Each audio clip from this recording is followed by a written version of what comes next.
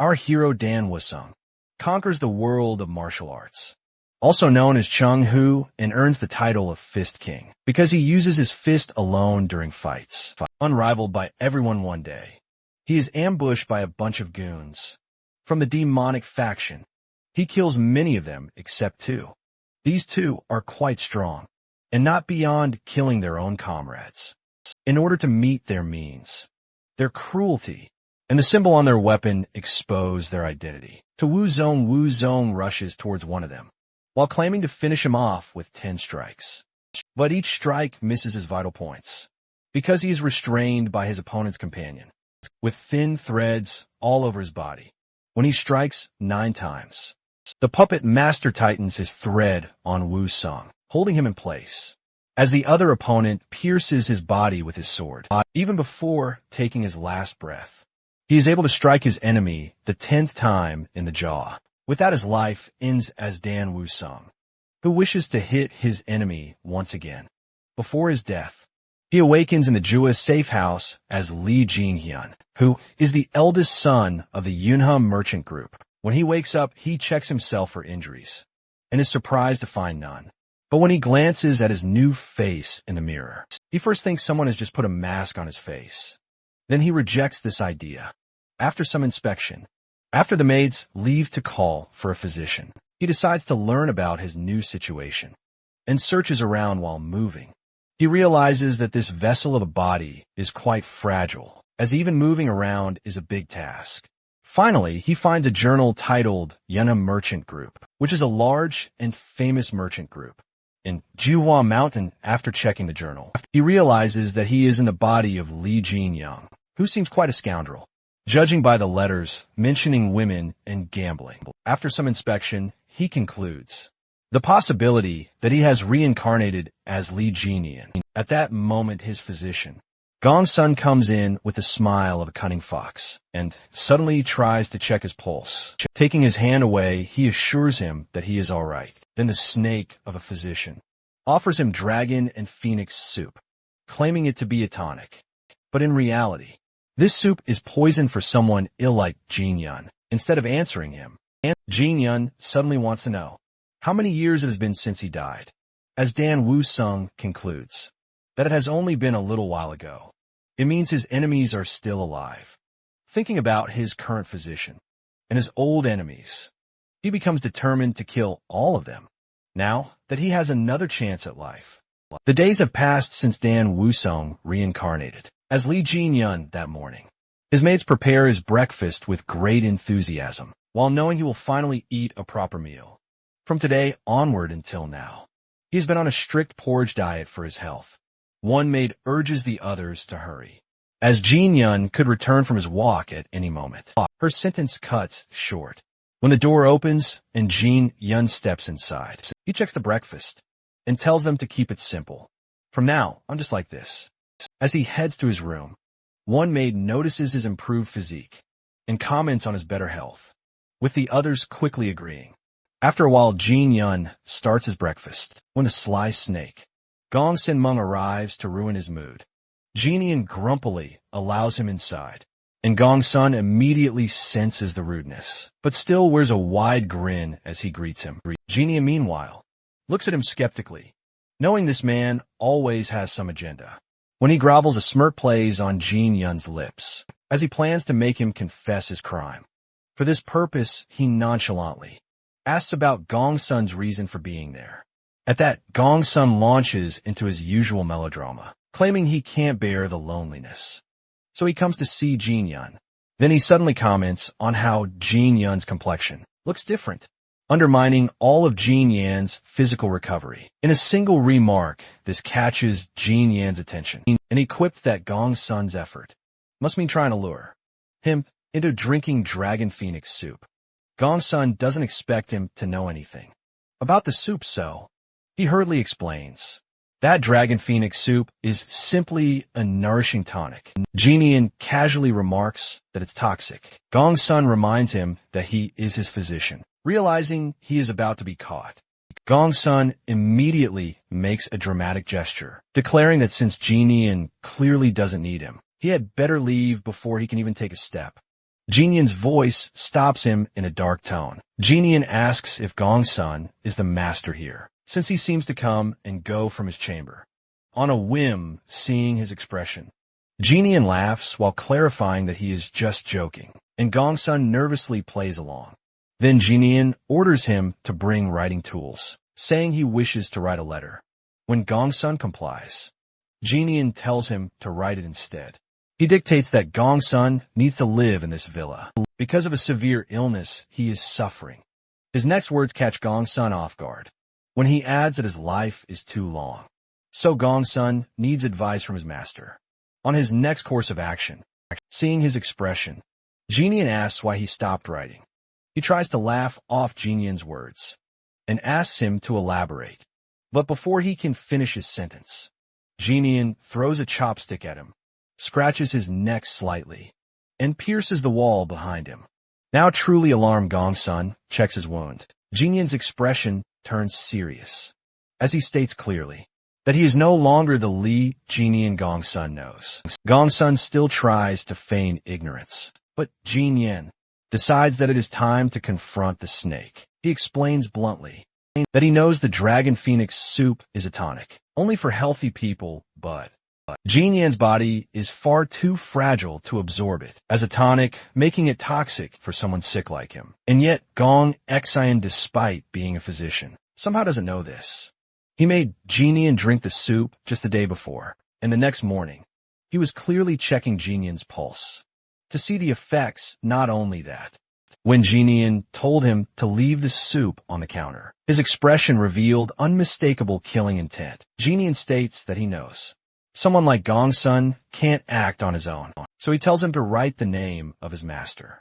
On the letter, Johnson first tries a dramatic approach, asking how Jinyan could suspect someone as kind as him. Then he takes a deep theatrical sigh, only to drop the act in the next moment and reveal his true colors, sneering that he didn't know a scoundrel like Jinyan had a brain to figure out things. Jinyan understands there is no longer any pretense. Gongsun coldly replies that his true intention is to kill him. In silence now, glancing at the servants, Gongsun decides their blood must also be shed to cover up Jinyan's assassination. But before he can ready his poison needle, Jinyan appears behind him, and with one swift attack, Gongsun is knocked down nonchalantly, resuming his meal. Jinyan comments that Gongsun really shouldn't get distracted during their conversations while looking at his bruised hands from his earlier strike on Gongsun. He feels frustrated at his fragile body. All he needs is to recover the strength he once had in his past life. He knows that once he achieves it, he will be unstoppable, enough to face the entire Yunhum merchant group if they are truly behind his assassination attempt. For that purpose, he must return to the group to investigate Gongsun further. One day, the next moment, he stumbles and sits down as a sudden headache strikes. He remembers Gongsun and then the memories of this body. Li Jinyoung's body rush in him all at once. After the shock wave settles, a tear slips from his eye as he learns the real story of Jinyan. He was untalented and average, unlike his second and third brothers, who were smart and strong. To overcome his ordinariness, he did what no sane person would do. He began spending money on indulgences, which deteriorated his health to the point where, by the time he realized his mistake, there was no coming back. Under the pretense of helping him recover, he was sent to this villa, which was nothing more than a place of exile.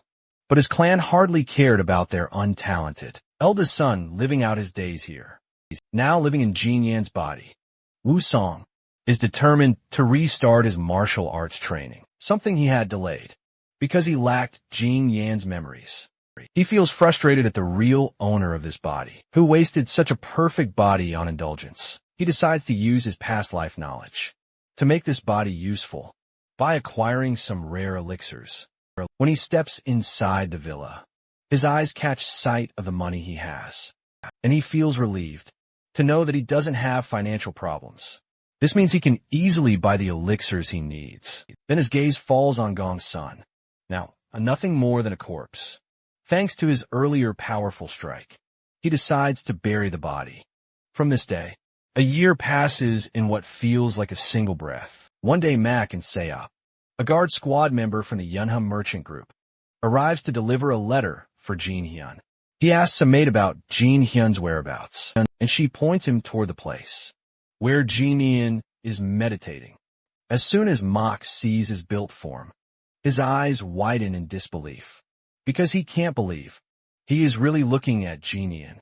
During this year, our determined guy has used every moment to strengthen his body. His energy core has now manifested, and he has re-engraved into himself all the martial arts essential for survival, such as the enlightened mobility art, enlightened body art, and rapid strides. Beyond that, he has also learned the white lightning 10-phase art, which allows him to control the lightning element. Through all this training, he has successfully reached the 4th phase of martial arts, but for someone like him, it is still not enough at this moment.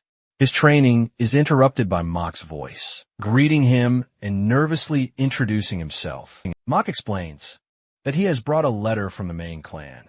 With calm grace, Jin Hyun asks him to hand it over. Meanwhile, Mak can hardly believe his eyes. This is the same frail, coughing man he saw last year, and yet now he stands tall and strong. His thoughts are interrupted by Jin Hyun's voice, laced with sarcasm, reminding him that he is still waiting for the letter. Coming out of his daze, both Jin Hyun and Mark settle down as he reads the letter. It informs him of his father's ill health, which has left him bedridden, though no reason is given. Hearing this, Mak voices his suspicions about the Wiang clan. This clan is nothing but a group of vultures who demand exorbitant fees from the Yunham merchant group under the pretense of providing protection. Over time, the payments have increased to the point where they can no longer be paid lightly. He asks whether the Wiang clan has done anything significant to deserve such a raise in pay. This truly angers Mak, who vents his frustration at the group, saying they have done nothing to deserve it. He recalls the incident when the Una group faced the Little Deity sect, which tried to impose a large sum of tax on their trade. At that time, the Wiang clan casually told the group they had nothing to do with them, except when they needed to meet for some serious discussion.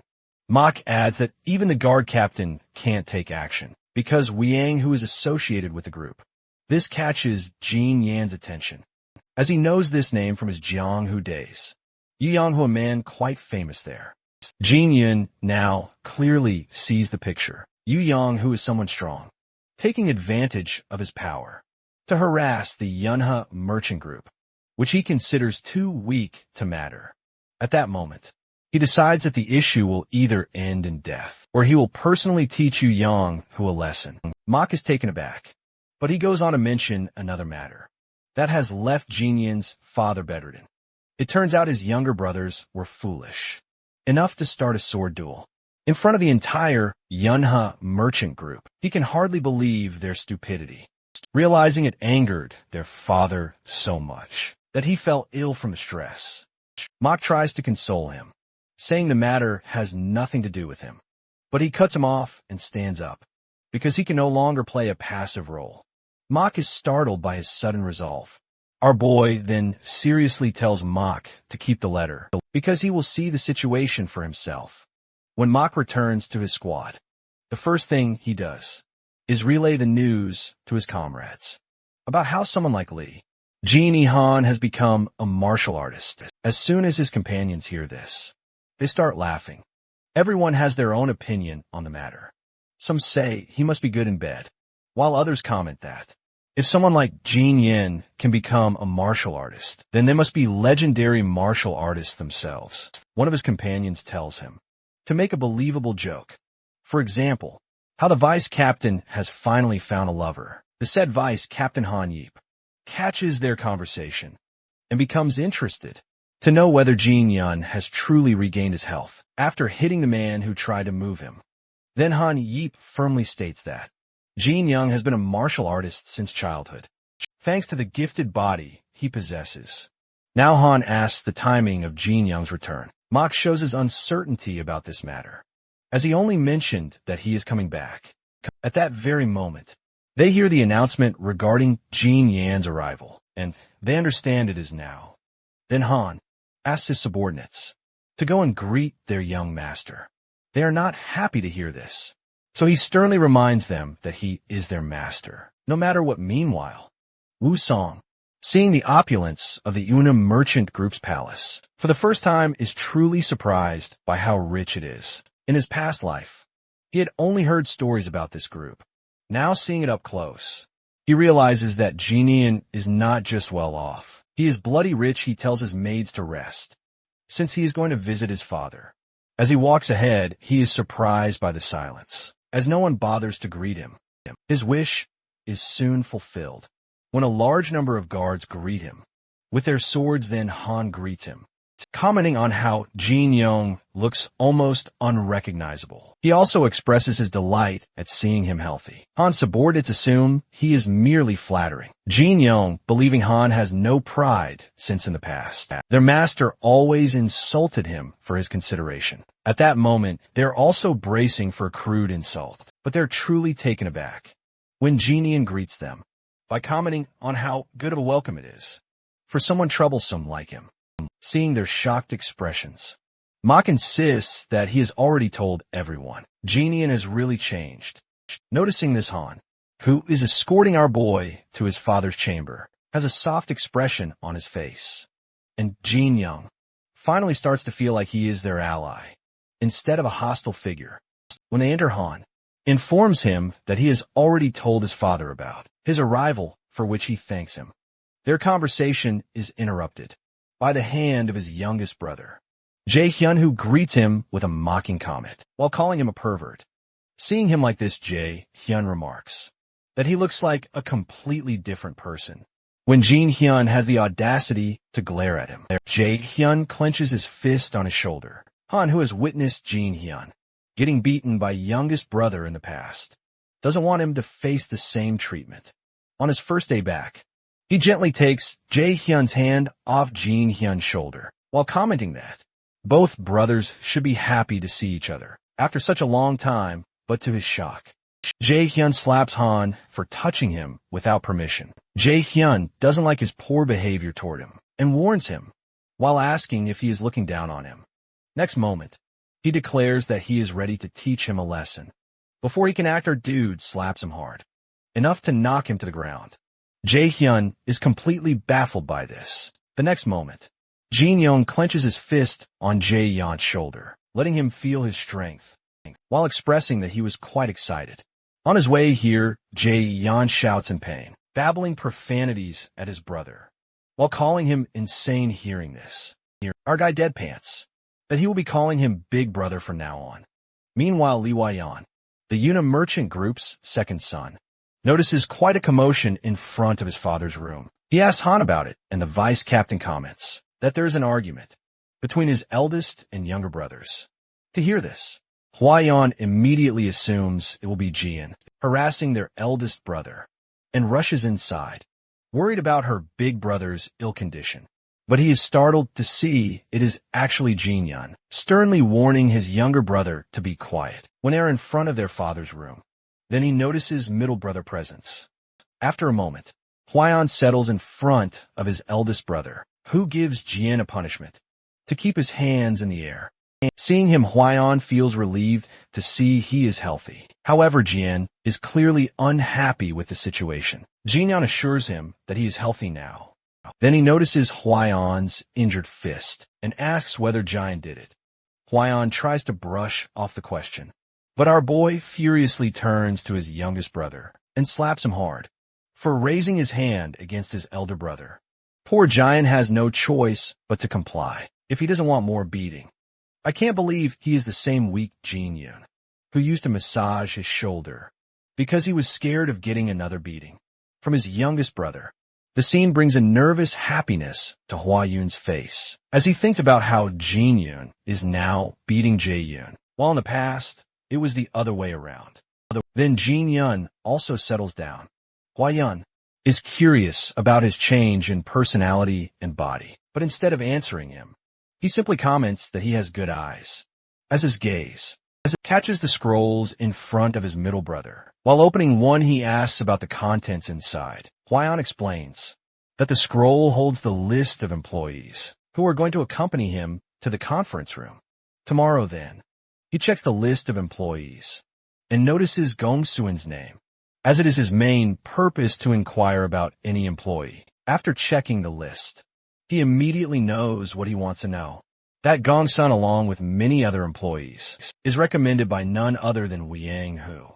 Then he seriously turns to his brothers and darkly asks whether both or one of them are working for Yang Hu. Both brothers furiously deny it, insisting they can't hand their merchant group over to that clan. He smiles, seeing that he doesn't need to eliminate his brothers because they are telling the truth. With a decision made, he gets up and asks whether all of the higher UPS will be at the conference. His nerdy brother answers affirmatively. At that, he declares his decision to attend the conference, as well before they can protest.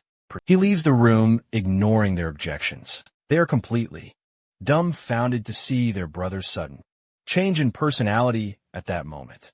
Jae Hyun wishes to go to Ju Wam Mountain as well. Meanwhile, Jin Hyun stands in front of his father's room and enters with his permission.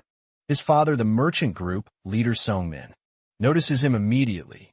He asks about the commotion outside, but Jin Hyun just brushes it off while sitting down. And he mentions how he has heard rumors of his father being under stress. His father confirms it by adding that he is always under stress, but now his old body is not strong enough to withstand it. Then his father raises his hand to touch his son's face, feeling how healthy and changed he looks.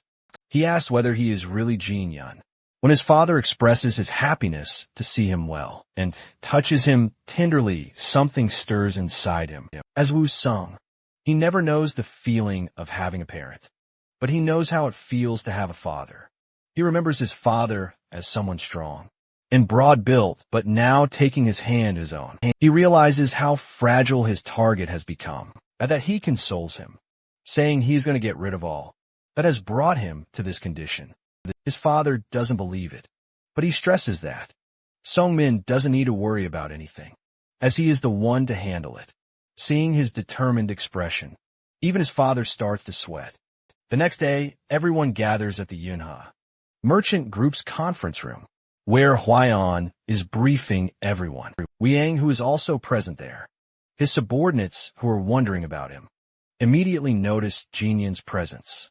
Yang assumes that Jinyan has come here to solidify his position in the group. Meanwhile, after Hwayeon finishes his briefing, he asks whether anyone has any objections before he can proceed.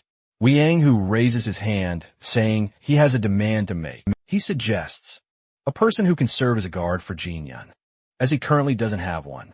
At that, a commotion stirs within the Yunha merchant group over this intrusion, as there are already plenty of employees recommended by Yang Hu. But the person who tries to speak against it is threatened by Yang Hu. It shuts him up then.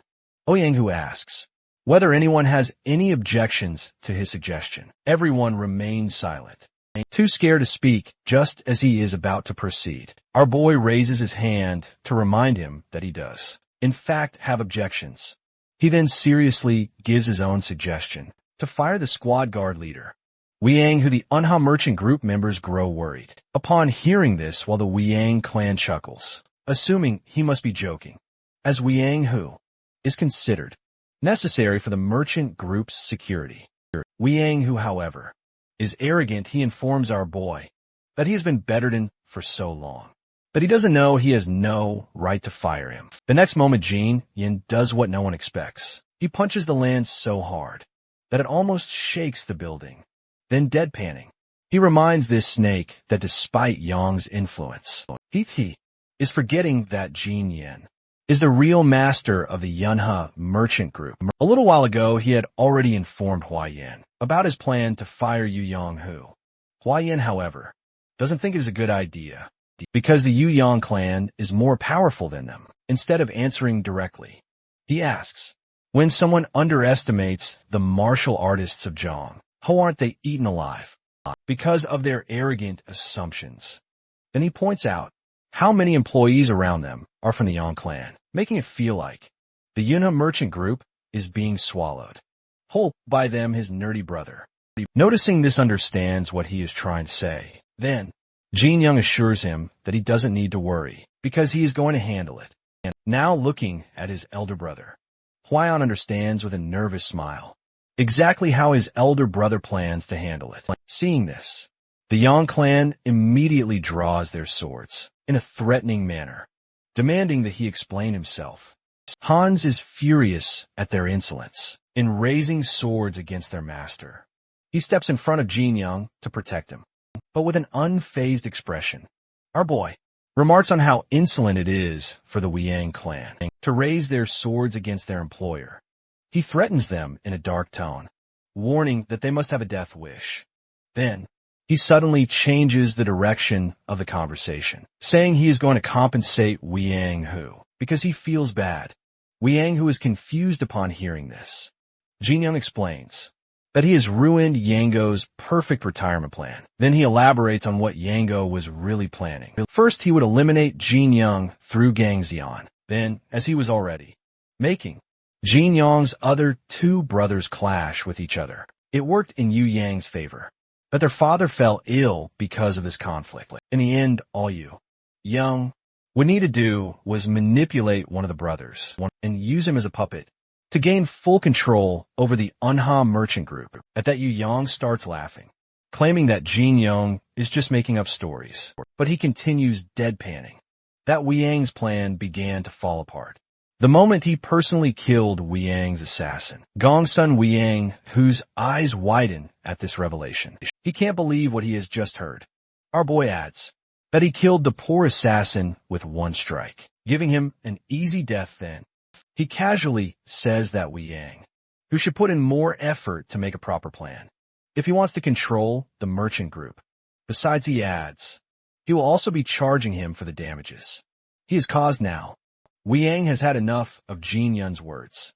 Furious, he raises his fist and threatens to kill him before he can even land a blow. Jin Young blocks his fist with his own. The moment their fists clash, Wei Yang, who senses a surge of lightning energy, making him realize that Jin Young has truly become a martial artist. Everyone around them is also shocked to witness the display of power from our dude Jin Young. On the other hand, dramatically remarks that Wei Yang is attacking someone who has just finished recuperating. Then he declares that he will let it slide, because they're going to have an official duel.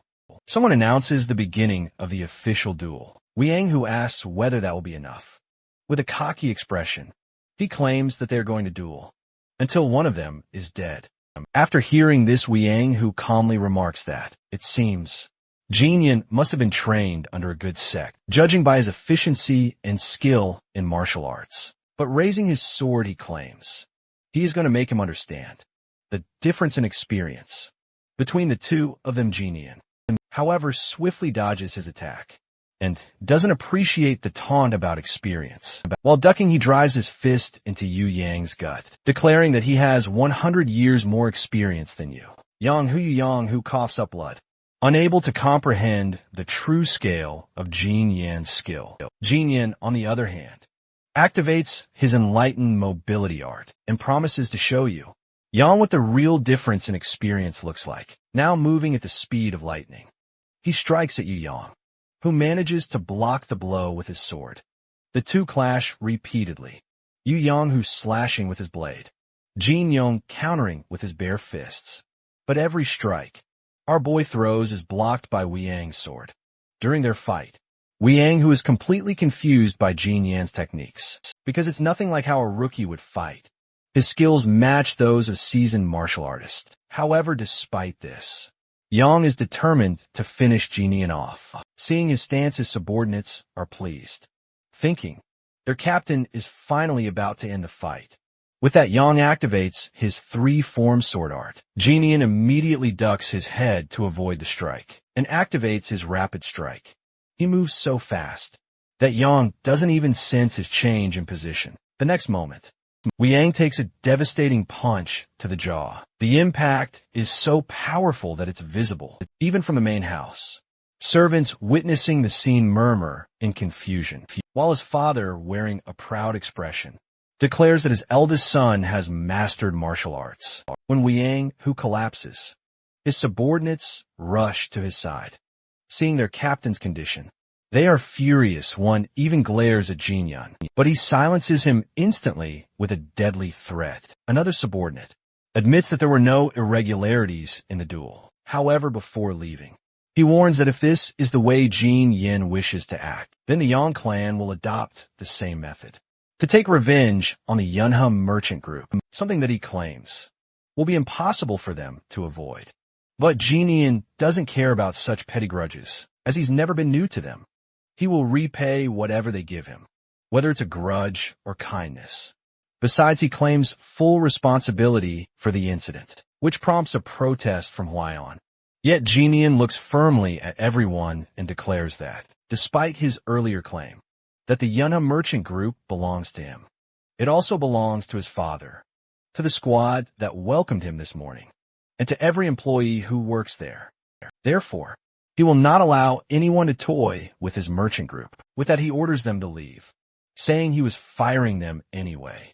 Everyone is pleased by his speech, except for the Yang clan, who leave reluctantly, wishing him good luck in dealing with their clan. In the future as they go, one employee is about to cheer, but another quickly stops him, reminding him that Jin Yong had won an official duel. Another guard adds that they can't celebrate. After all, they are the guard squad. Yet instead of doing their duty, they stood and watched the entire time. Unfazed by the commotion, Jin Yong turns to Hua Yong and tells him to bring him an elixir, since he has already taken sole responsibility for the matter. He deserves at least that much. Huayan chuckles and assures his brother that he will bring the best elixir, adding that he is going to be busy from now on. Not only will he be buying elixirs, but he also needs to hire new people for the guard squad. At this, Jin Young mentions that he already has some people in mind who can fill the job. Meanwhile, somewhere inside a private room, Myung Ho receives the news about Jin Young's recent actions. His subordinates confirm that the news is indeed true. Actually, our boy has already thought through all of this.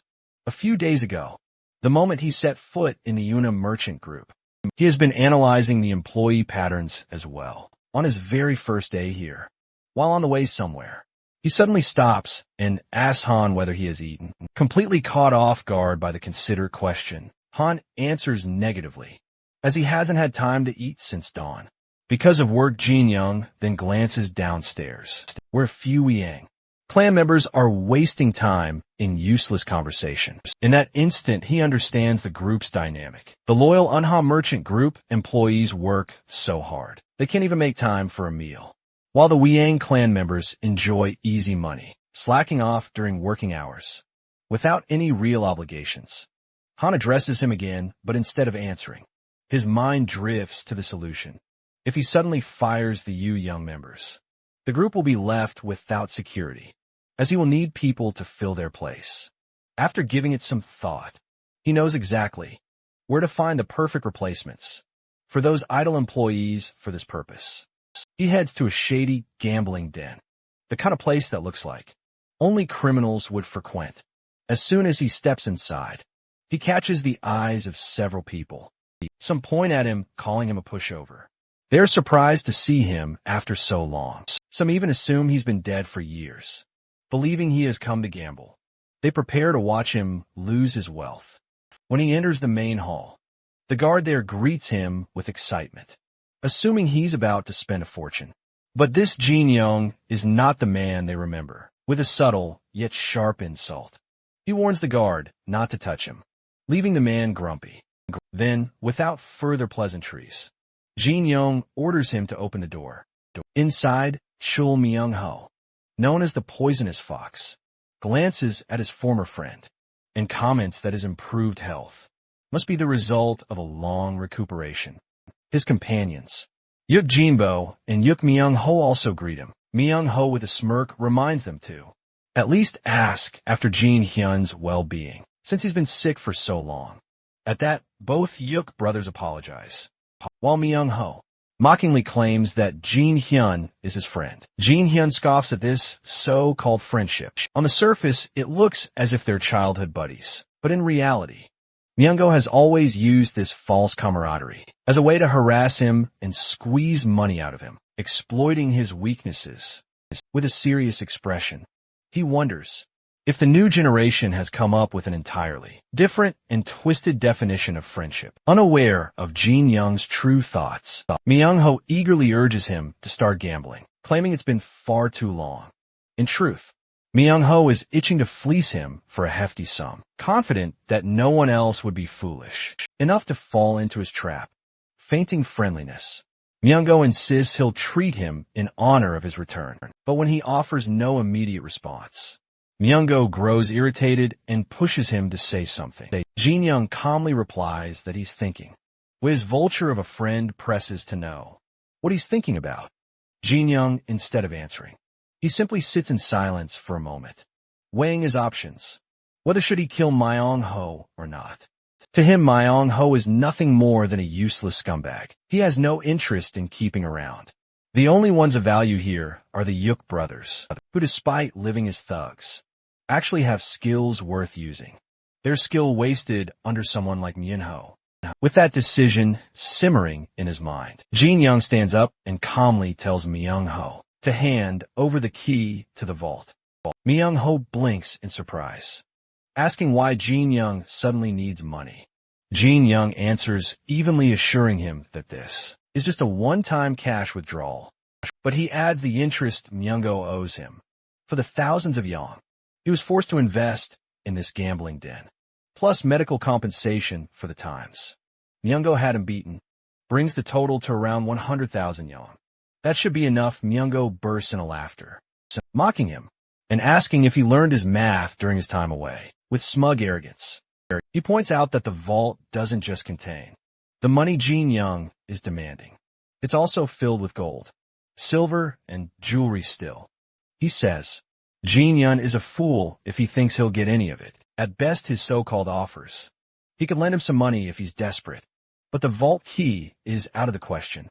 Myung-ho's irritation grows as he recalls the times our boy complained to be sick, only to now stand here healthy and dare to demand the vault key, while blatantly ignoring him. He coldly tells Jin Young to come to his senses, reminding him exactly who's standing in front of him. When Jin Young still doesn't bother to answer, Myung-ho steps in close his face, almost touching his, and asks if he's wishing for death at his hands again. No answer, finally giving up on words. Young-ho snaps an order to his minions to beat Jin Young to a pulp.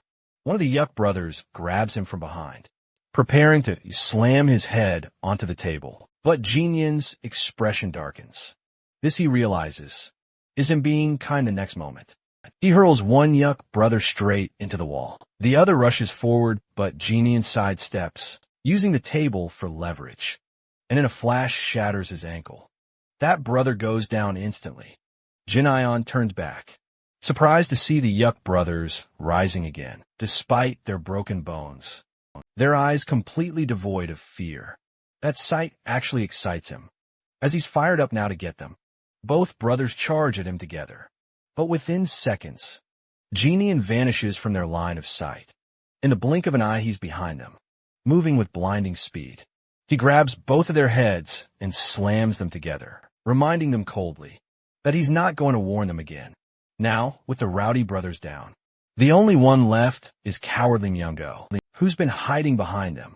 Jin Young turns to his old friend with a sinister smile. Myung-go, trying to mask his fear, nervously speaks to Jin Young in a friendly tone, suggesting he should tell his friends about learning martial arts, all while keeping one hand hidden behind him. He eyes him suspiciously, questioning his reason, but responding with his usual calm demeanor. When Jin Young steps toward him, Myung-ho's fear spikes and he reveals the knife, warning him not to come closer. He tries to remind himself there's nothing to be afraid of, as it's just Jin Young after all. With determination, Myung-ho rushes forward, planning to end the fight in a single strike. He smirks from behind the table, thinking it will shield him, but Jin Young kicks the table aside, and in the next moment, one punch from him shatters it into pieces. All that remains is a stunned, speechless Myung-ho, whose head he seizes in his grip. Then he smiles, and calmly says that the counter-strike wins this time. The next moment, Myungo shrieks in pain as Jinian sends lightning energy coursing through his body. Outside, a guard mutters that someone's going to die today. After the shocking burst, Myungo collapses to the floor. Drenched in sweat, Jinian, unfazed, tells him to get a grip with difficulty. Myungo lifts his head, his eyes burning with humiliation, as he wonders what Jinian has been doing. During his recuperation, the thought creeps in whether Jinian trained all this time just to take revenge on him. He tries to defend himself, thinking he hasn't been that bad to him. But recalling his past behavior toward Jinian, the conclusion feels unavoidable. This is payback, forcing a nervous smile. Myung-ho tells our boy to demand anything, except the vault key that makes Jin-yun pause. This is exactly what he wanted to hear. Myung-go quickly reminds him that, despite his bad behavior, they've been childhood friends, and he reluctantly plays along. Hearing this, Myung-go's face brightens, and he immediately hugs a very irritated Jin-young, assuring him there will be no more beatings or harassment from now on. Jin-young doesn't buy it. He pushes him off, grimacing and says his sweet words are making him sick. Despite his irritation, Myung-go keeps talking, insisting they aren't just friends. While he's promoting him to brother, he immediately turns to his minions and orders them to greet their big brother. Both of them obey without question, looking rather clueless inside. However, Myung-ho is smirking, thinking how Jin-yun is someone who once lived at his feet and followed him like a puppy. The moment he gets the chance, he plans to grab his guards and run. He's certain he can deal with any other problem. Afterward, on the other side, Jin-yun addresses the twins directly, telling them that when he calls someone brother, that bond lasts for a lifetime. The Yuk brothers glance at Myung-ho for approval, and Myung-ho urges them to swear, declaring that they are now sworn brothers. The twins immediately pledge their loyalty to Jin-yun as their big brother. Myung-ho feels satisfied with the progress, until his blood runs cold, when Jin-yun darkly orders the Yuk brothers to step aside, saying that he and Myung-ho are going to decide who the real big brother is. Despite Myung-go's protests, the twins leave the room, now completely unsettled. Myung-go has no idea what his true motive is. Our dude calmly reminds him that he was the one who made money by exploiting the twins. That's not the right way. So now, Jin-young is going to take responsibility for them, knowing full well that the brothers are worth more than money. Myung-ho protests furiously, accusing Jin-young of not only beating him, but also trying to take the brothers away. He snarls that it would be better to kill him outright. As rude as the remark is, Jin-young decides to grant the sentiment by kicking Myung-ho in the jaw. The next moment, he coldly tells him he's doing a great job and proceeds to use him as a punching bag, until Myung-ho finally understands that Jin-young isn't bound by any reluctance to kill him. At last, Myung-ho mumbles that he'll give him what he wants, but Jin-yun casually tells him to say it aloud. Defeated, Myung-ho finally agrees to hand over the key. Jin-yun smirks and reminds Myung-ho that he should show that he's begging for his life. Myung-ho still has the audacity to scoff at the demand, mocking whether he should be more respectful instead. He learns his lesson quickly when Jin-yun throws him aside, leaving him to wonder if he's gone insane.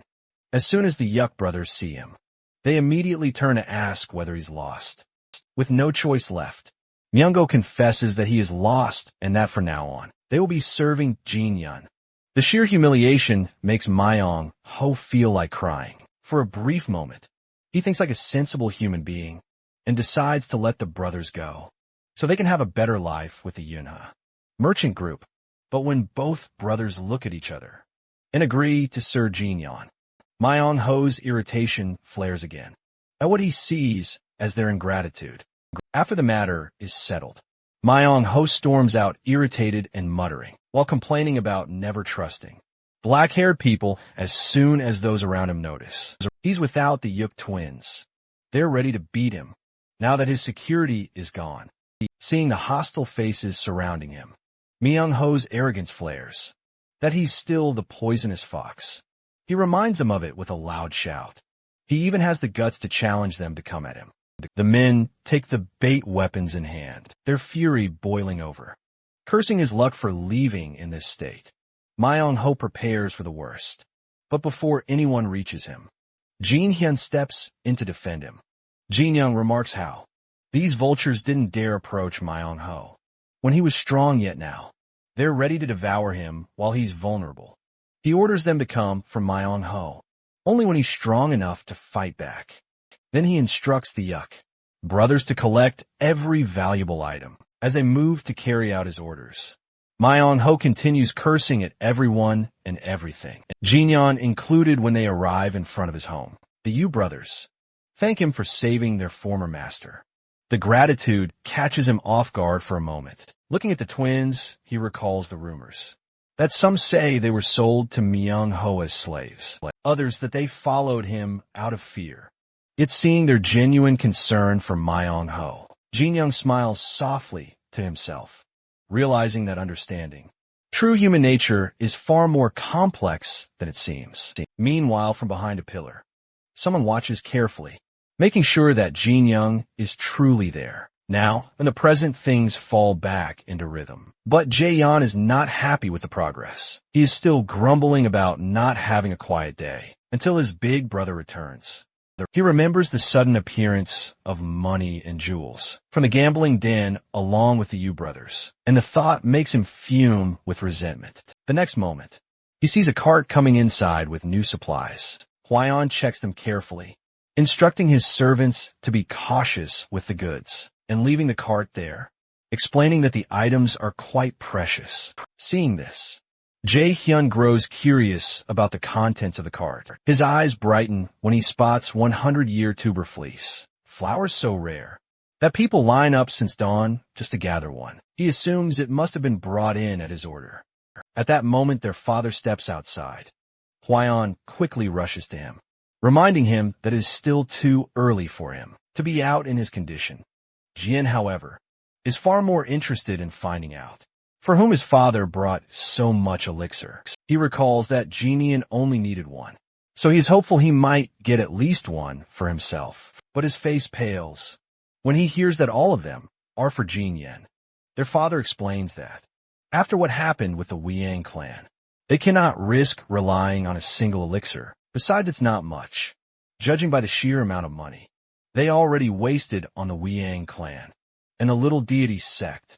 So after considering the matter, he sends letters to the heads of their local branch, offices, and some big names in the elixir industry, requesting high-quality elixir supplies. They agree to help, as their businesses are interconnected and suffer from each other's losses.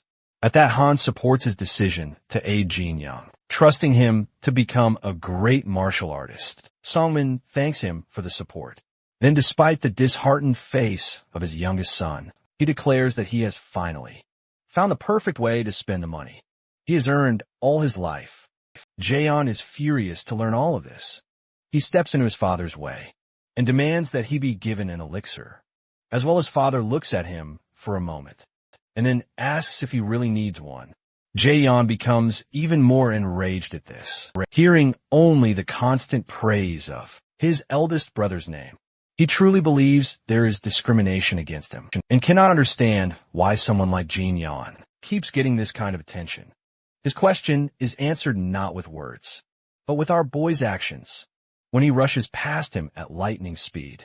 The force of his movement knocks Jae-hyun down, as Lee passes dragging a massive boulder on his back. Looking at his brother's determined, sweat-covered face, Jae-hyun concludes that someone like his eldest brother, who already has a strong build and innate confidence, is finally putting in the effort to make it work. He lies back on the ground with a sigh, then glances thoughtfully at his sword.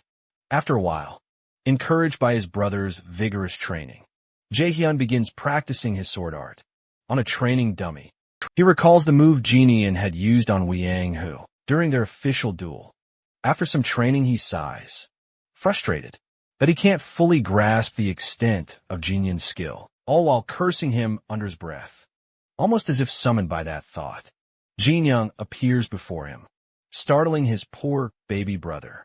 Nervously, Jae-hyun asks about his walk. Jin-young explains that he's finished with it. Then, realizing what his youngest brother has been doing, he offers him his sword and tells him to review the move Yang-hu used against him, while adding praise for his brother's skills. Embarrassed, Jae-hyun realizes that his brother had been watching his training. Taking the sword, Jae-hyun gets up and with determination attacks the dummy, feeling cocky about his move. His confidence is instantly crushed when Jin-young calls it sloppy.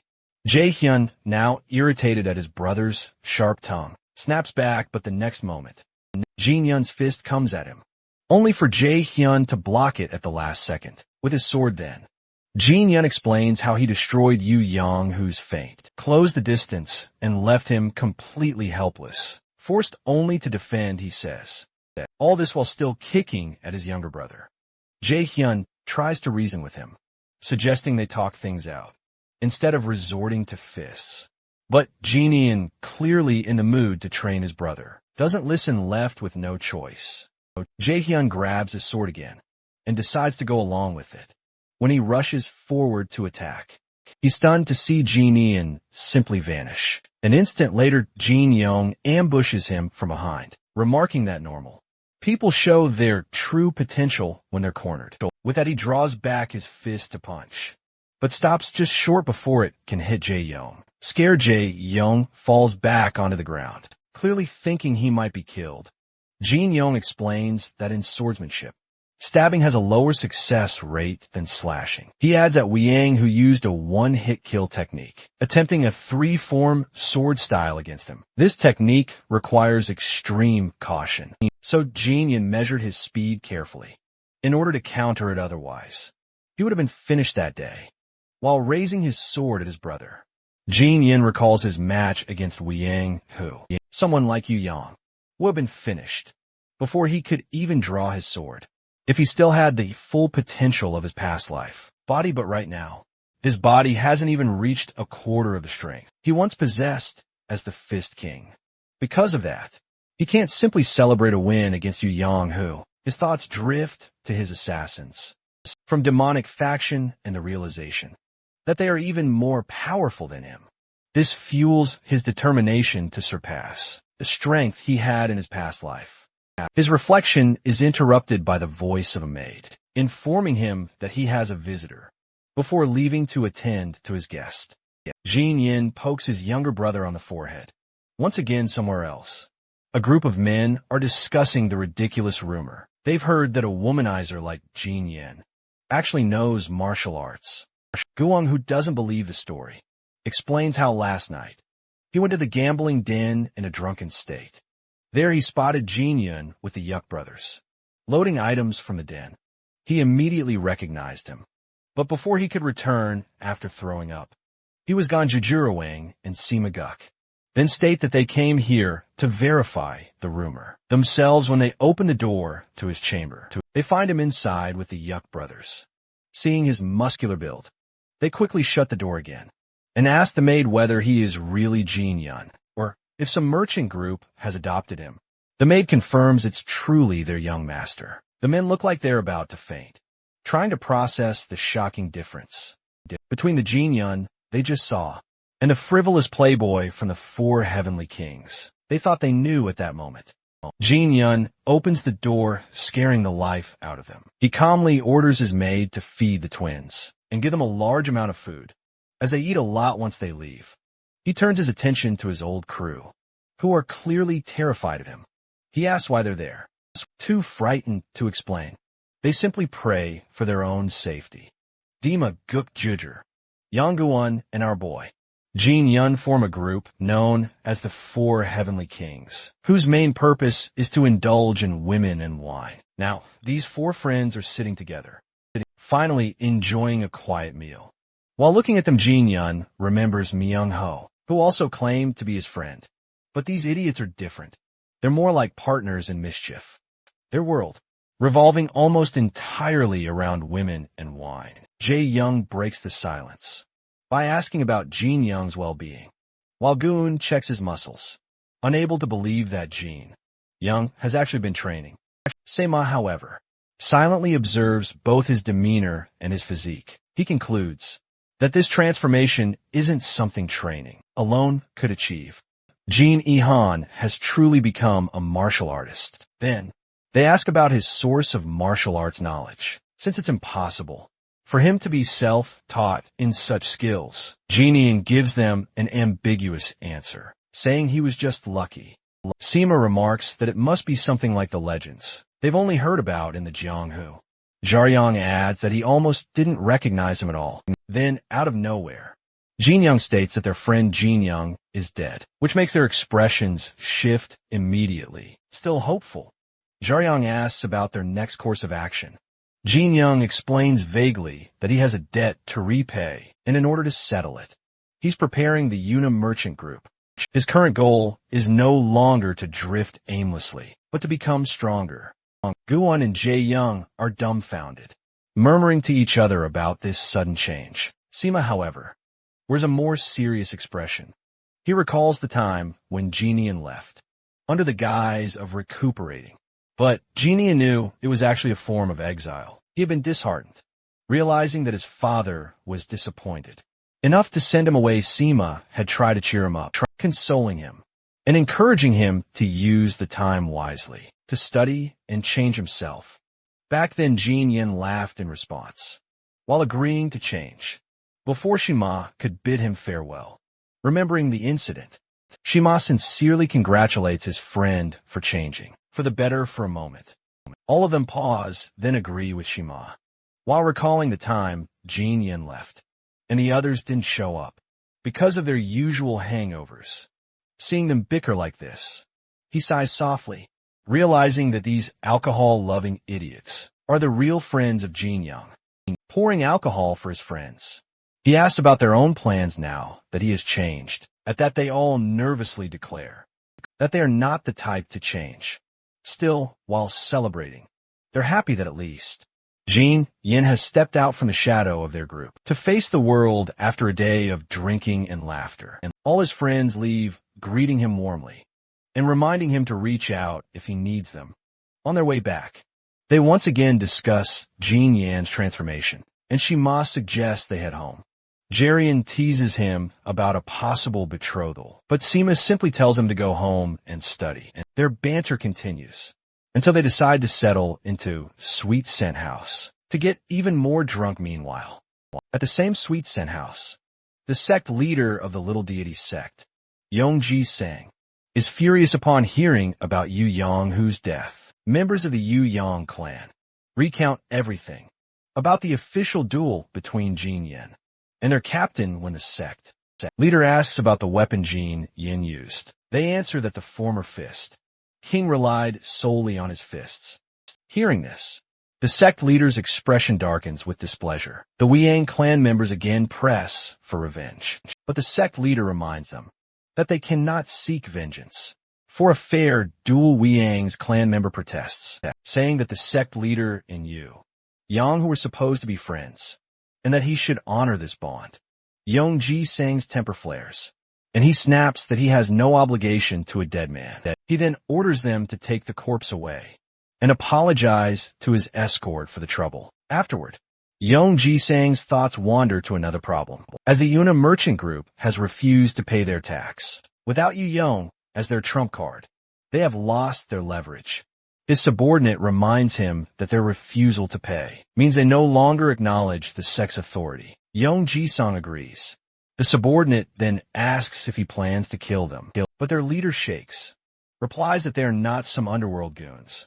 Subordinate presses, asking if he intends to simply let them go. Before he can respond, Yongji Sang spots 3 of Jin Hyun's friends, still chatting about their friend's transformation. He notices their presence and walks past them, intentionally mentioning the Una merchant group, speaking just loud enough for them to hear.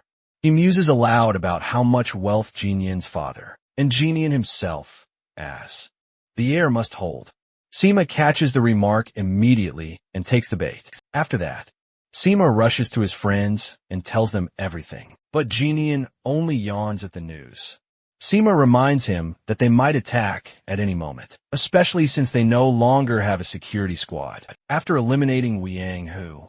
Meanwhile, Jin Yin is already thinking about the little deity sect, which is something Mok has already informed him about. After a brief moment of thought, he asks Sima where the sect members are now. Sima replies that they're at their base. Jin Ion then tells him to come inside and hands him a robe to put on. His loyal friend complies. While asking again about their exact location, Jin Ion answers that they're at the guard squad's warehouse. When Sima realizes that he plans to head straight to the little deity's sex, Basie freaks out. He reminds Jin Ion that it's just the two of them, while the entire sect will be there, and they don't even have a proper plan. While taking out his weapon, Jin Ion clarifies to his friend that this is the plan. Then pressing the knife lightly against Sima's throat, he orders him to lead the way. His poor friend has no choice but to guide him to the little deity sect's base, where dozens of guards stand watch over the main gate. Finally, at the entrance, Sima reminds him that he's useless in a fight. He calmly tells his friend to leave. As he's going inside alone, Sima is a little disappointed by the dismissal and warns him again about the danger of charging into a place with hundreds of guards. But Jin Ion simply slams the door open and declares that he's going to do exactly what he used to do in his past life as Dan Wu-sung. Our boy's life rule is simple. Never back down from a fight. Not when he's just an orphan, struggling with the world of Jiang Ho. And not even during his reign as the Fist King. Even now, he refuses to step aside, especially when it comes to his love for battle. The moment everyone notices the door swing open, they turn toward him. But our dude strolls in without a trace of fear and asks for their leader. One guard, furious at the intruder's audacity, steps forward to beat him. But Jin Ion moves faster, while grabbing the man by the neck and knocking him down in one swift motion. The guards warn him that he's standing in their den before the fight escalates. The sect leader himself appears drawn by the commotion and demands to know his identity. Jin Ion calmly claims to be an assassin. The sect leader is amused, as he's never in his life seen an assassin walk in so brazenly. Then his eyes fall on Jin Ion's bruised fist, and a memory stirs about the conversation he had with a member of the Yang clan. In an instant, he realizes exactly who stands before him. Jin Ion, our dude, hotly replies that he might be Jin Ion. This brightens the sect leader's face, as he certainly wasn't expecting someone like him to barge into his territory, but makes things far easier.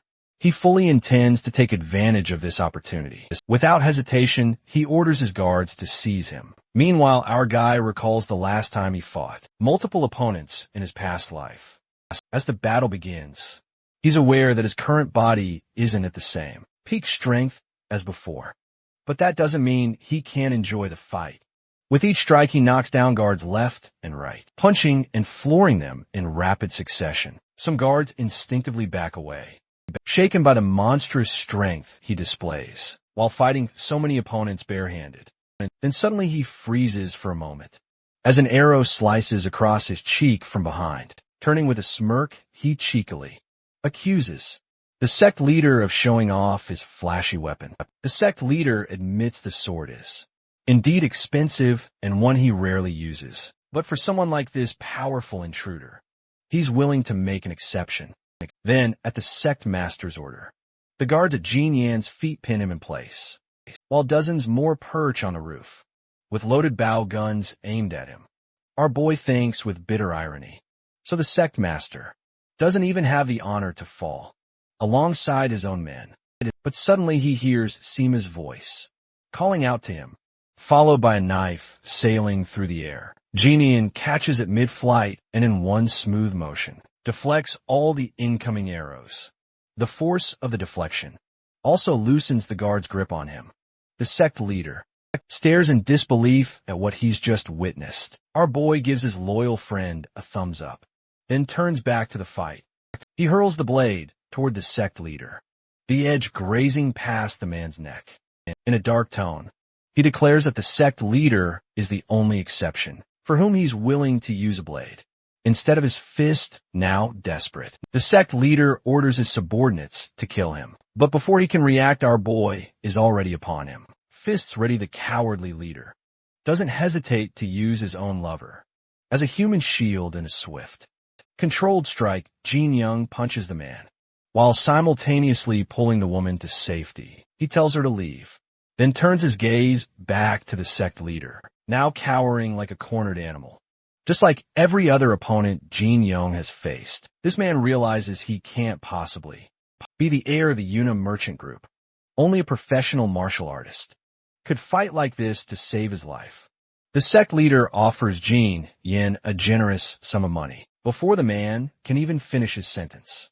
Our boy slams a fist into him, knocking him to the ground with cold finality. Jin Yin declares that he doesn't need money from someone who values it more than human life. After beating him thoroughly, he ends the man's life, his expression twisted in disgust at the sight of this scum's blood. With the matter settled, Jin Yin leaves, alongside his friend and the sect leader's lover. Sima offers to escort the woman, and Jin Yin agrees. The two part ways as they walk.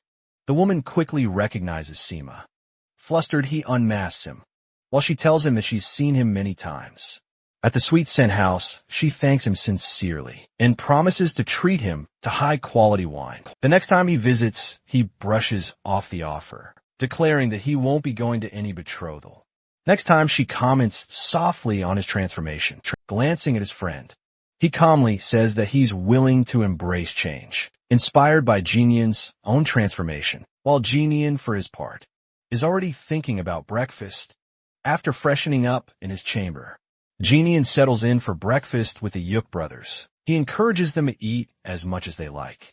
Delighted by his generosity, they ask if they can eat 7 times a day, to which he casually agrees without a second thought. Then they notice the injury on his face and ask about what happened last night. The question pulls him back to the memory of the ambush, which was an event that genuinely shook him.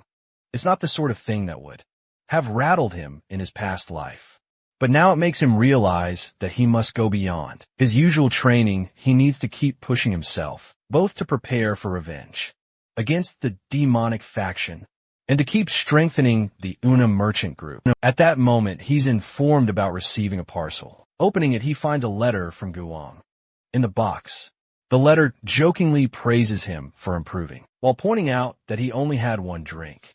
Last night, in truth, Guang had gone to deliver something on his father's request, but forgot about it, so now he's sending it over instead. He ends the letter by bidding Jin Yin farewell and reminding him to get stronger for the sake of their scoundrel group. When Jin Yin opens the box, he finds several century-old tuber fleece flower roots. He is amazed to realize that these herbs might be nearly 5 centuries old. This means they can help him raise his lightning. 10 phase are to the 5th phase. Then he checks another pouch with a box inside. Inside, he finds a letter from the Taiho merchant group, addressed to his father as a token of friendship. He concludes that his father must have used his connections to ask the Taiho merchant group, which is one of the richest in the Central Plains, to deliver these precious items. When he opens the box, his eyes widen at the sight of azurite essence, which is a treasure trove for martial artists.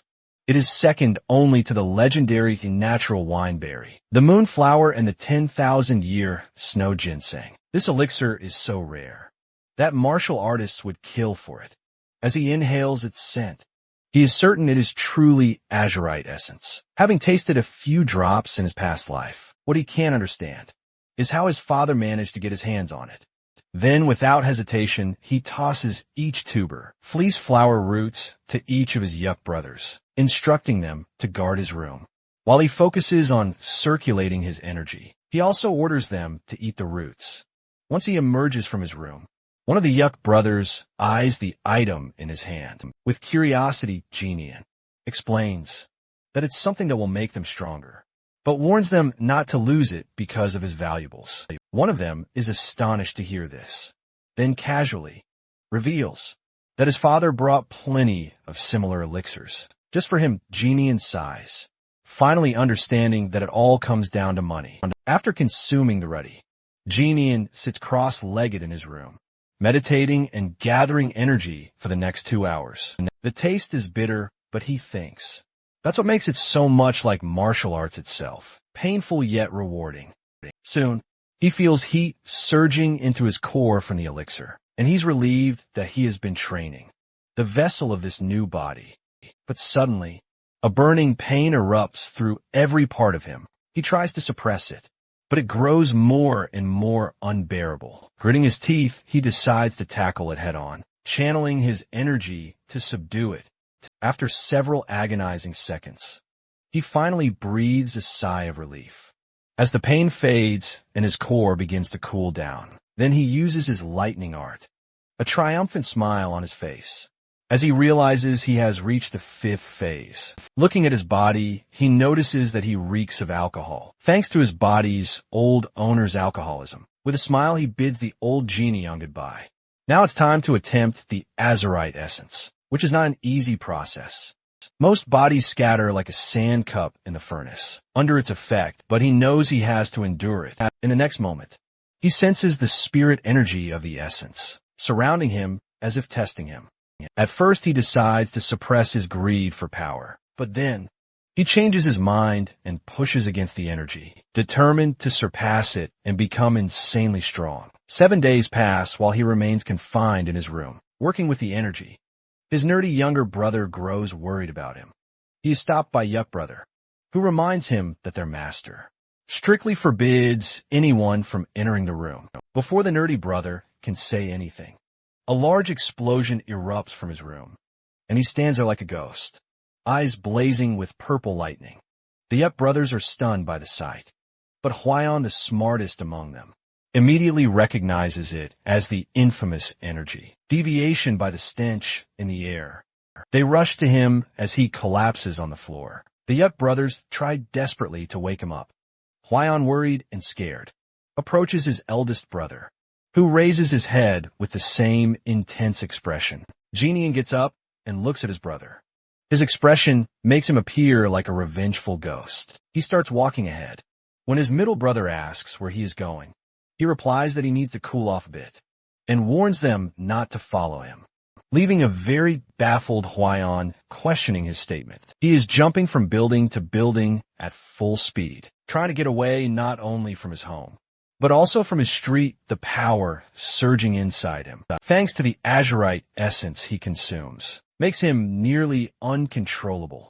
Genian's body is not strong enough to withstand the essence's power, which becomes uncontainable for the Fist King. So he runs away from the inhabited areas to protect the people from himself. After a while, he is far away and stops in a deserted place. The power is still uncontrollable. Remembering the stab he endured in his past life, he decides to release the energy from his body. He releases the energy in a powerful burst, visible from far away. As it shoots from the ground, rain pours over him, as he stands there satisfied with his energy. Checking the level of his white lightning 10 phase art, he grins, realizing that he has reached the 8th phase. Because of this energy, when he gets back to the town, his clothes are torn from the energy he released. Noticing the stares of the people around him, he buys some clothes. When he asks the shopkeeper about the price, the man refuses to take money. Recognizing him as the one who defeated the rowdy groups like the Yang clan and the Little Deity sect, scaring off the other thugs, he points to his kids, saying, "They come here after this." So it's a token of gratitude from him. The kids also offer him an umbrella, and with a smile he finally accepts their gratitude. Outside, he looks at the peaceful faces of the people around him and realizes the shopkeeper was right. He never truly understood the impact his fight had on others. But remembering the shopkeeper's words and the smiles of the people, he feels a strange feeling that he likes. Suddenly the peace is broken by loud shouting. He looks ahead and sees some people chasing Myung-ho, his chameleon friend, immediately greets him with a smile. Looking at his enemy, he dryly comments on his busy life. Meanwhile, at the palace of Moyang-chan, the Emperor Assembly holds a meeting.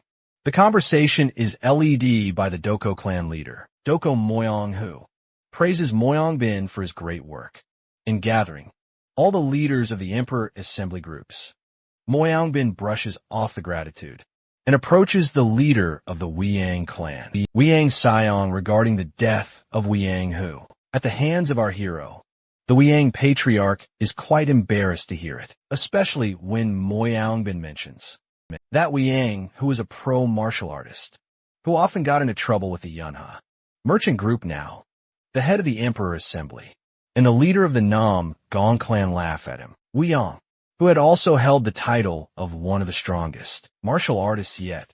They find it ridiculous that someone like him was defeated by a mere member of a merchant group.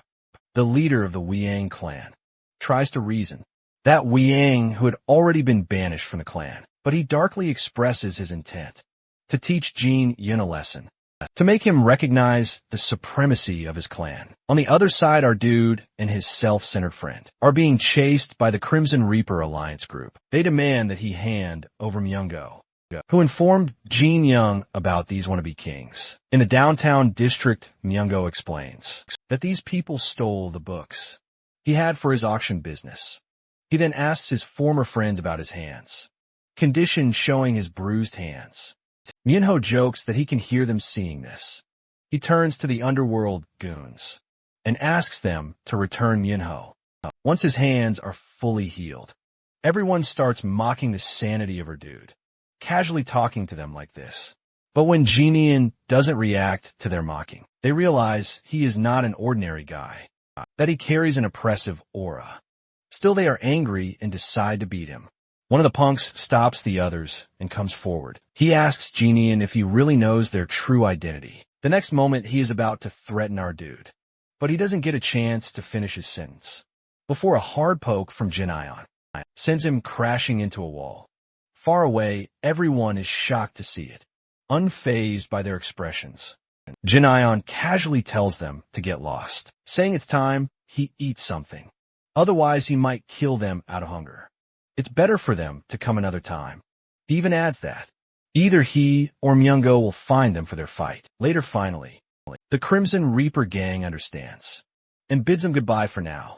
Now Myungo has the audacity to ask him to buy him something, especially noodles.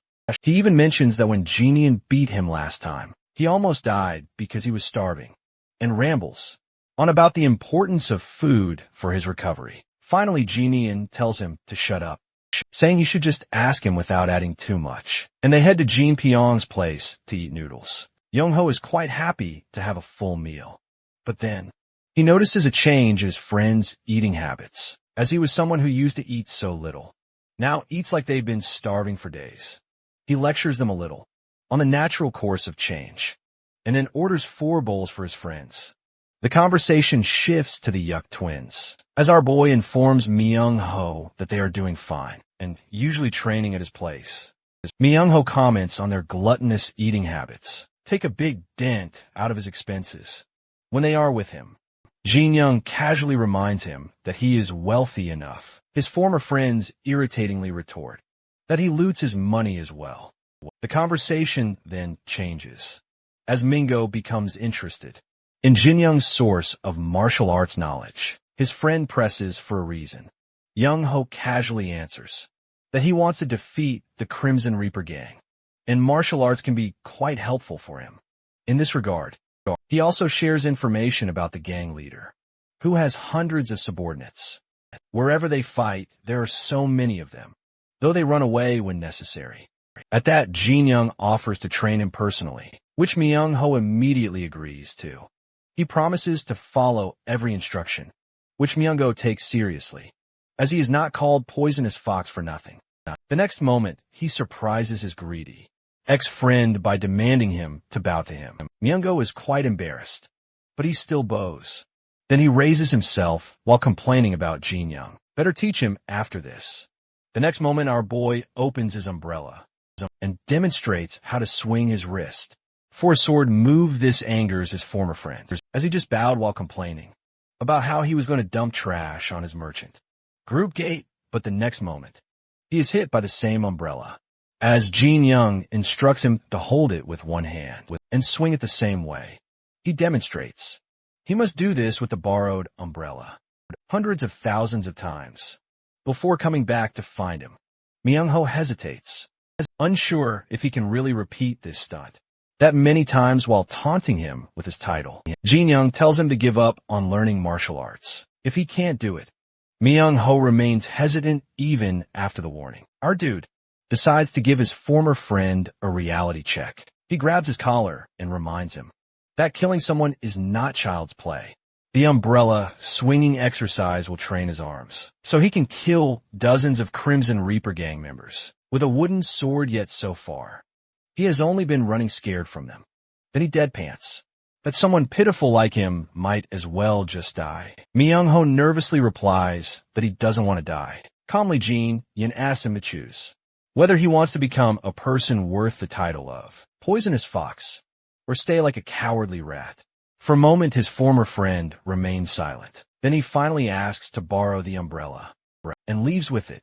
After paying for him and sending off his friend, Jin Young ponders over what he said and wonders whether Myung-ho will stick with the training or not. His thoughts then turn to the Crimson Reaper Alliance gang, and he decides to keep his promise to track them down. Meanwhile, at the base of the Passion House, the leader is furious, beating some of his subordinates, while others quiver at what is happening. He demands to know their reason for letting Myung-ho go. After learning everything, the gang leader contemplates, but he can't digest the fact that a merchant group's son stands against his rowdy underworld minions. One of his subordinates explains that Jin Yin is not just someone claiming to be a master in martial arts. Some even say he is the strongest person in the Yanghua region. But seeing their master's expression, he doesn't finish his sentence. The leader then orders the others back to the group, tasked with finding both of them. He deadpans that he wants both Myung-ho and Jin Young dead. Meanwhile, our boy is also learning about the Crimson Reaper Alliance and its leader, one of the Yuk brothers, informs him that the gang is infamous for tearing apart their opponents. Up until now, they have killed many prominent leaders of different sects, such as the Napio sect, the Horn sect, and so on. After doing this, he absorbs these smaller factions in the Yukon region, making his group even larger. As a result, establishments and businesses in the Yukon area have no choice but to pay tribute money to the Crimson Reaper Alliance. Regardless of the type of business they run, they are after Myung-ho because of the same tribute money. Jin Young then explains that the gang has taken over his former friend's auction house. The Yuk boys agrees, noting that something like this would likely be done by the gang. After learning all of this, our guy realizes he has no choice but to find the gang. Otherwise, his merchant group will be dragged into the mess once they learn his identity. While at the Yuhuan shopping district, inside the Passion House, Madam is instructing her subordinates. When they suddenly hear a loud shriek, they immediately rush to the girl. One of the escorts informs her that the girl is with the leader of the Crimson Reaper Alliance, but then they grow worried about another girl who is still inside with the leader.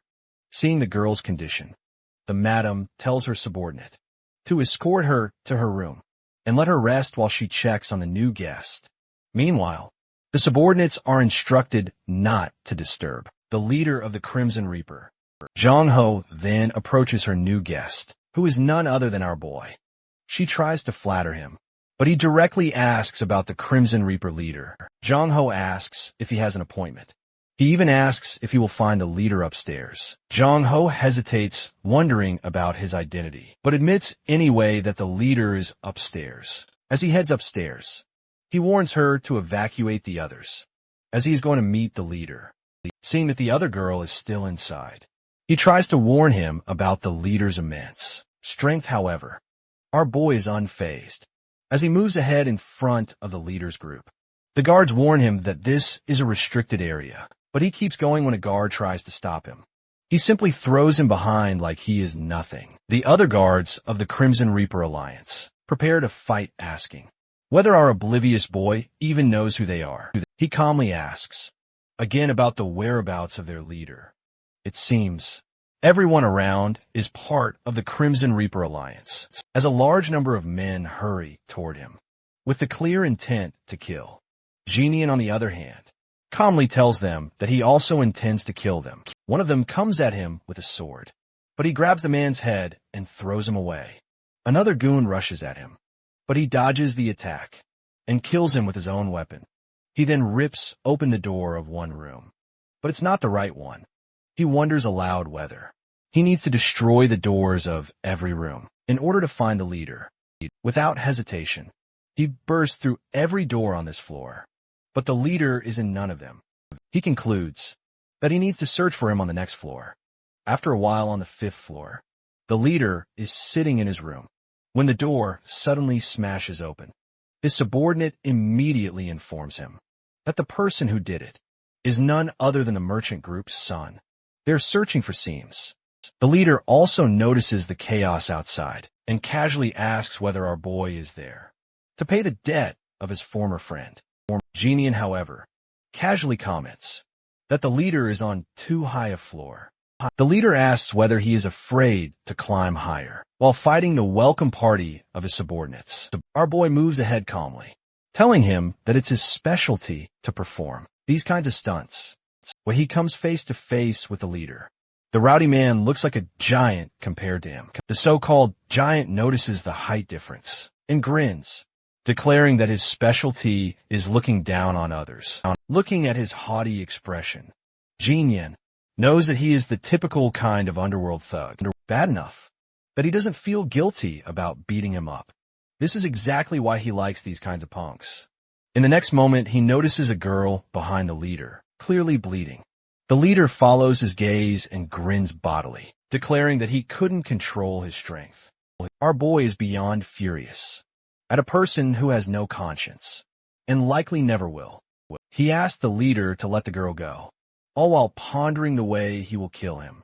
Noticing the fire in his eyes, the leader claims that anyone who comes to finish him off has the same intense gaze, but in the end he rips them apart with his own hands. Meanwhile, people outside scramble to escape the impending danger. One of the members shouts that a crazy person is trying to crash the Passion House. It seems that this crazy person is not our boy, but his so-called childhood friend, who is swinging his umbrella and driving everyone away. He has finally swung the umbrella 2,874 times. However, he is frustrated, realizing he still hasn't completed the task of 100,000 swings, and he starts counting again from the beginning. Suddenly, he hears a large explosion behind him. As he looks back, his thoughts wander, wondering if it is related to his friend. On the other hand, Genian kicks the leader with such force that it pushes him outside the building, breaking the wall behind him. The leader looks at our boy, who instead of remaining a spectator, jumps after him and lands gracefully in front of his opponent. Even beaten up, the Red Reaper gets back on his feet, ready to face him, as he takes a weapon from his subordinate. With full power, he throws the weapon at him, but Genian dodges while leaping into the air. He tries again, but this time, Genian calmly grabs the chain, while the hilt is still in the leader's hand. This also gives the Red Reaper the chance to gauge the strength of our guy, which matches his own so. He releases the weapon and rushes toward him, in order to finish him off. With his rebound force, he is sure that Genian won't be able to block this attack. Looking at the style, our sharp boy immediately recognizes it as the meteor hammer and fist technique. He also observes that this person must have been taught by some traditional martial artist, judging by his clean fighting style. However, the leader underestimates him. Jinyan is a fist king, and he easily blocks his opponent's attack. The next moment, he punches the man hard in the gut, prompting a shriek from him. Looking at his injured stomach, the leader immediately recognizes Jinyan's fist, train style, and readies himself to give him a proper fight. His muscles ripple with raw energy as he rushes forward, ready to tear him apart calm as ever. Jinyan grabs his neck and slams him onto the ground. Without any effort, the leader doesn't understand why he is at a disadvantage against this man, even though he is fighting with all his might. Now our boy grabs his face and throws back the leader's own, taunt at him that now he is the one looking up at Jinyan. He then begins the second stage of his white lightning art, while still holding the leader's face, who is now screaming in pain. With each passing moment, he increases the stage to the next level, until he is using the 5th phase. The Crimson Reaper Alliance lackeys, watching their boss writhing and hearing his cries, wonder whether they should step in to help him. Though, their faces clearly show the fear holding them back. One of them recognizes the technique of the white lightning. 10-stage art when Jin Yin finishes. Everyone is overwhelmed to see nothing but ashes, where their leader once stood. Rising to his feet, he looks coldly at the Crimson Reaper group and asks, who gave him the right to collect taxes and tribute money from the hard-earned wages of weak people? Then he challenges them. If they want to flaunt their strength, they should come to him first. He warns that they will meet the same end as their boss. Meanwhile, the Crimson Reaper Alliance is fired up, while thinking that since he is only one man, they might be able to kill him anyway. Then Myungo, looking at him, wonders aloud that if the Red Reaper is dead, they might not need to pay tribute anymore. The man beside him comments that Jin Young might start demanding tribute money instead, but Myungo immediately denies it, defending his childhood friend. He knows that his friend already has enough money to never stoop to such means. Then he starts counting his umbrella swings once again, which prompts a passerby to comment on his antics, calling him crazy with each strike. Myung-ho swings his umbrella. He recalls the time when Jin Yun asked him whether he truly wanted to be a rat or a poisonous fox like he claimed to be. He knows that every person has a spark in their heart to do something, and it is his own responsibility to nurture that spark. He understands that his friend wants to be strong, to the extent that it borders on madness. But suddenly he stops looking at his friend, fighting the Crimson Reaper goons, and declares that he is the poisonous fox, not a cowardly rat.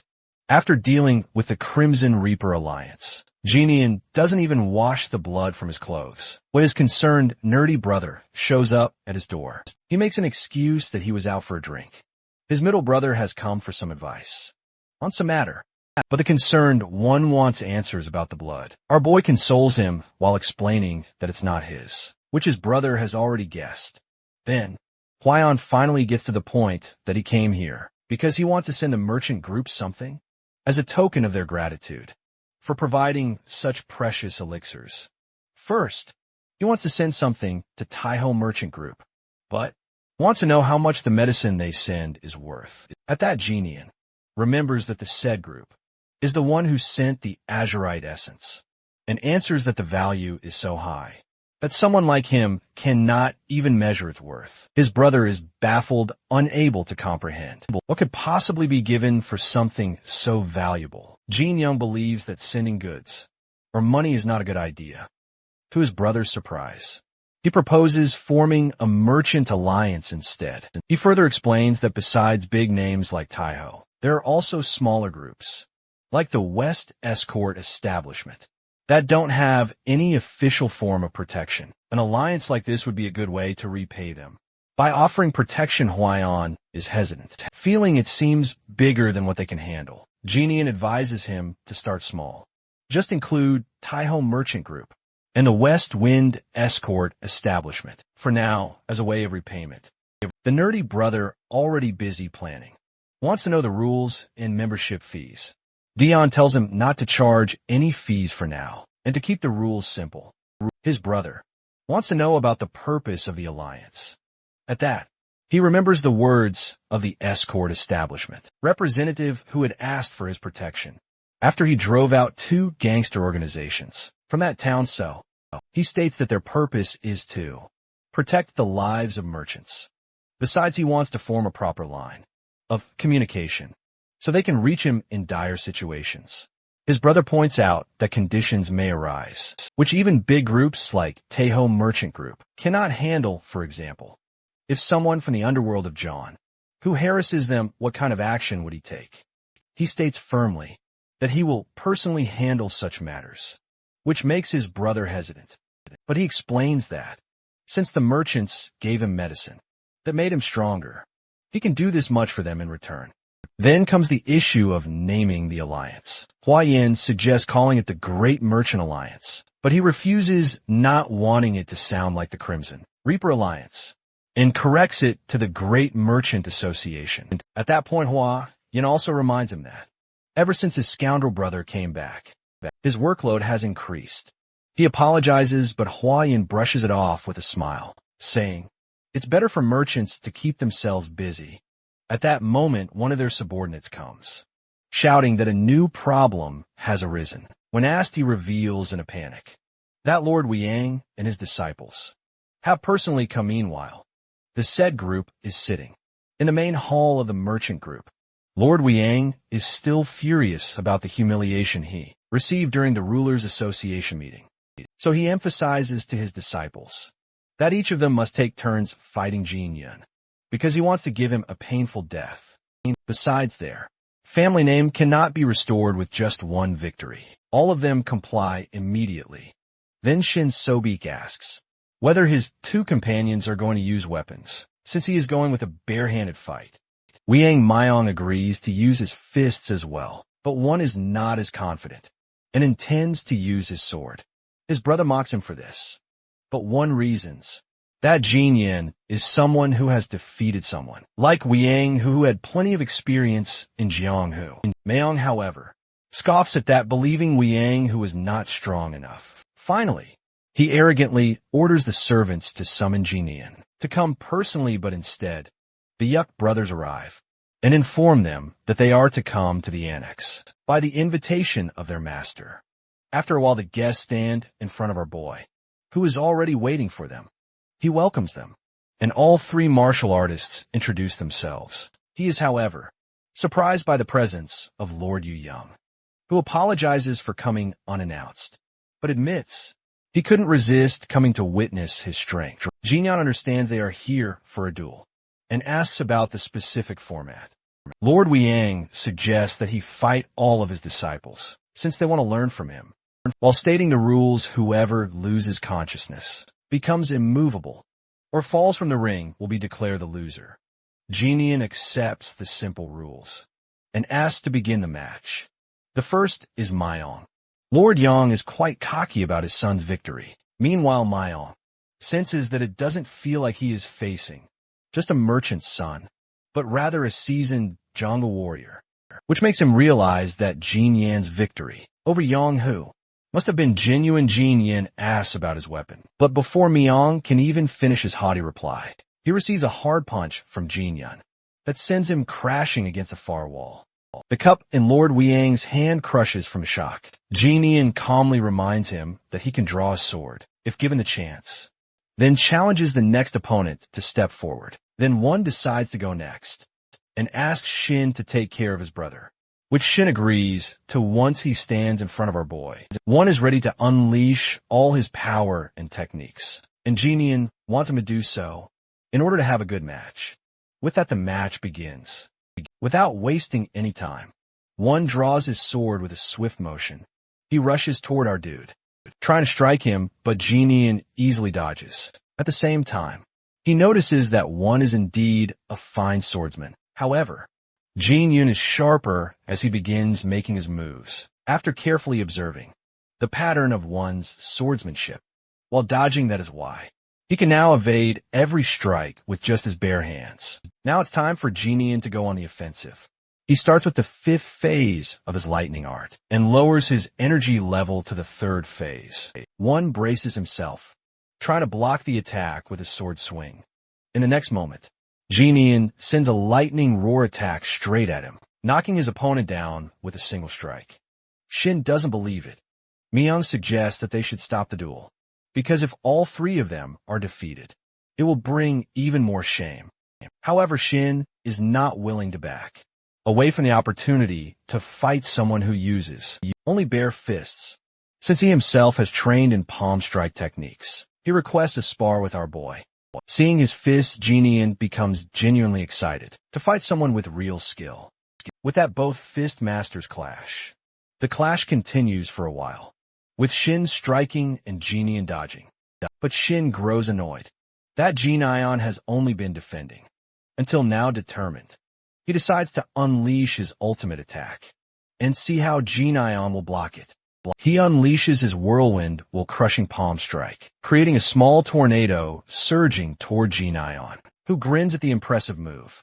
However, he remarks that it is too big Calmly, he grabs Shin's foot firmly, making him shout in pain, and then throws him hard onto the ground, commenting that he got a good duel. Mayong is sulking, because they don't gain anything good from this defeat. Seeing the displeased face of Lord Weiyang, Jinian doesn't understand the reason behind it. Meanwhile, Lord Weiyang is trembling with anger because he realizes that Jinian is truly undefeated, and bringing in another person would be useless. The problem is that the ruler association's pride will be crushed, and he and his clan will also be mocked by this defeat. Deciding on another tactic, he asks Jinian to take a walk to the market. He notices the peaceful environment there and comments that Jinian must have many suppliers from his place. Without wasting more time, he offers Jinian membership in the ruler association. He explains that Jinian doesn't need to enroll his whole merchant group, as he can join as an individual, and his merchant group will still be protected. Jinian is taken aback by the offer, knowing that this association already includes the names of great clans. But he raises the issue that the ruler association is forged from clans who left the Merm Alliance, which was once composed of the 9 great sects. Lord Weiyang confirms it while making the excuse that they're just friendly rivals of the Muram Alliance. Jinyoung thinks about the information he received, that the Weiyang clan only recently joined the association and now wants to save their reputation. After the defeat, Lord Weiyang also confirms his suspicion by admitting that his subordinate, Weiyang, who was spreading strange rumors about Jinyoung, which badly affected the clan reputation, though he himself has nothing against him. That is why he wants Jinian to join the ruler association, to save face this. He believes it's his best chance to show his association that someone like Jinian is under him. Jinian asks what will happen if he refuses. Lord Yang points out that he won't lose anything by joining it, and as a merchant's son, he should understand that. And Jin Yin retorts that he has nothing to do with an ordinary martial arts group when he doesn't lack money.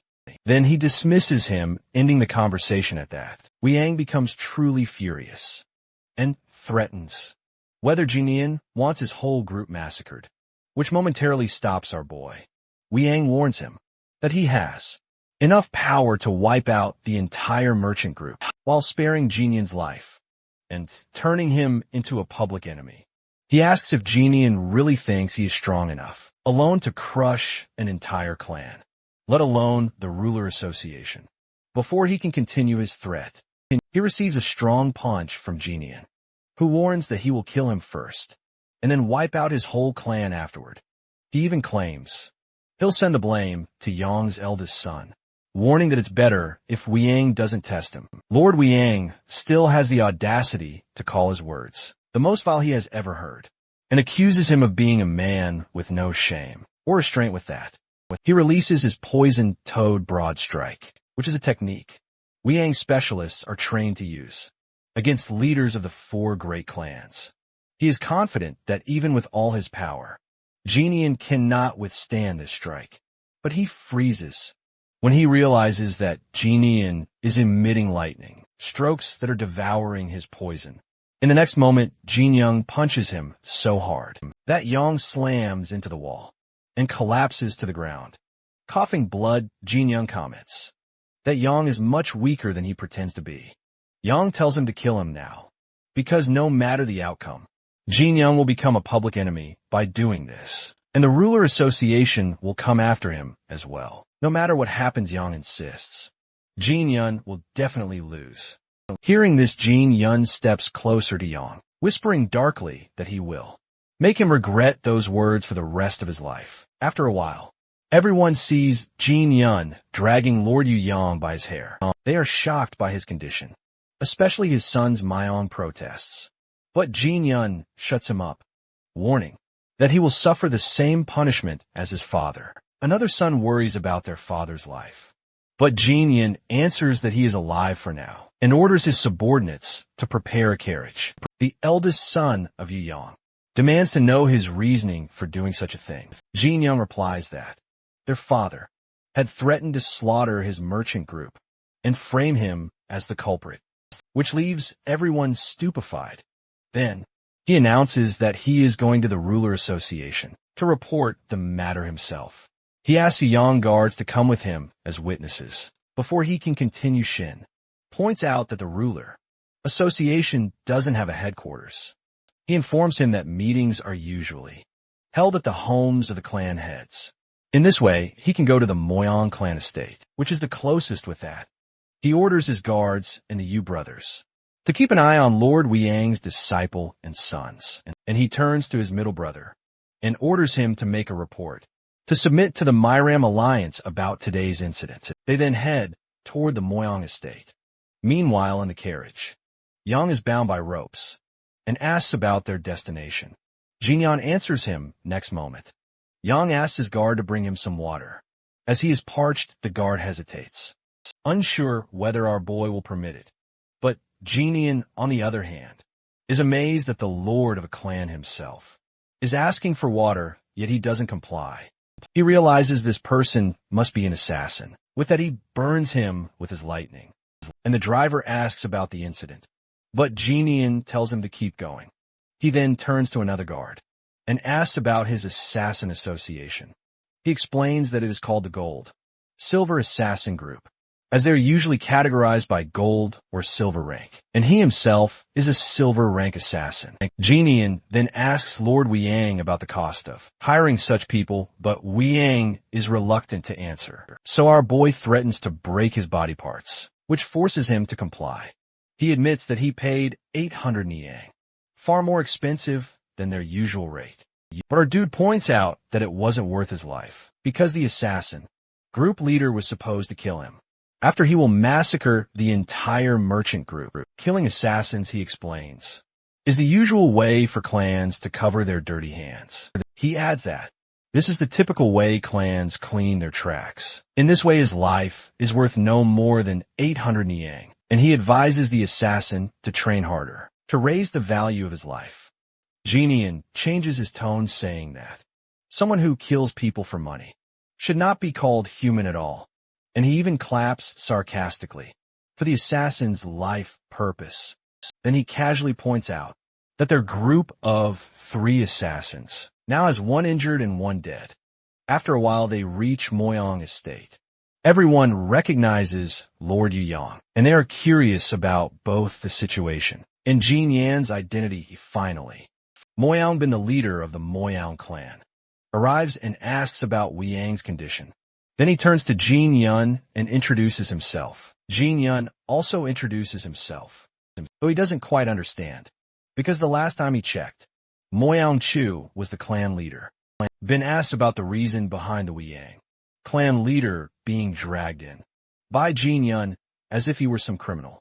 Jin Yun offers to answer and explains the entire situation. One of Bin's subordinates points out that this is a grave matter, especially since the Muram Alliance will soon get wind of it. Bin stops him and asks Jin Yun's purpose in bringing this issue directly to him. He says that he doubts Jin Yun fully understands the danger of the ruler association, so he assumes Jin Yun has come to reveal the truth in advance. Then our boy asks about his strategy to tackle this problem, as it may ultimately fall on him.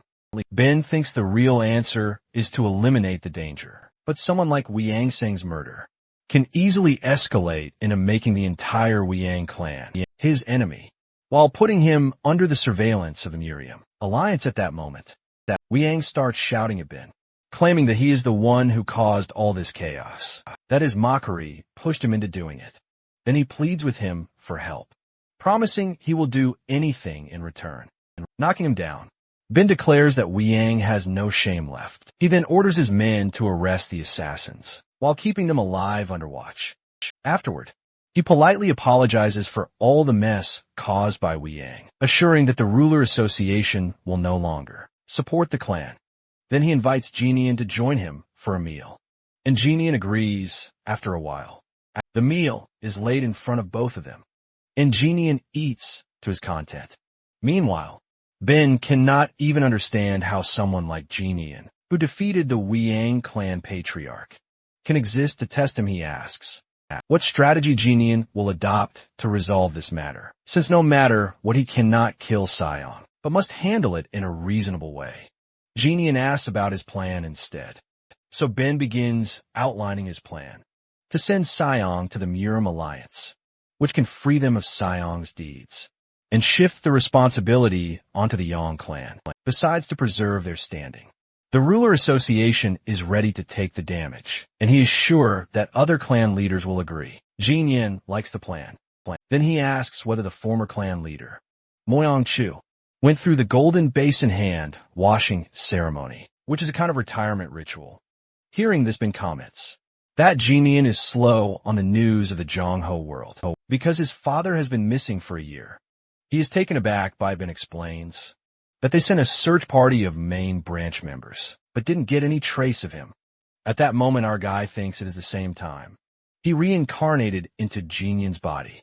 It means that along with him, Chu also died, so he questions whether Chu had any hostility with the demonic faction. Ben answers that the demonic faction has been silent for 20 years, and if they were to rise again, he would have noticed it. Besides, he doubts that the demonic faction has any reason to target his father, at that he remembers his past life, where he also had nothing to do with the faction, but was suddenly ambushed and killed. To assess the situation, he asks how far Ben's father would go if he were ambushed by a number of swordsmen. Ben replies that his father is not someone who can be defeated by mere swordsmen. Our boy then points out, what if those swordsmen had blade-proof bodies? This leaves Ben confused now, recalling his last incident, when he tried to attack those assassins.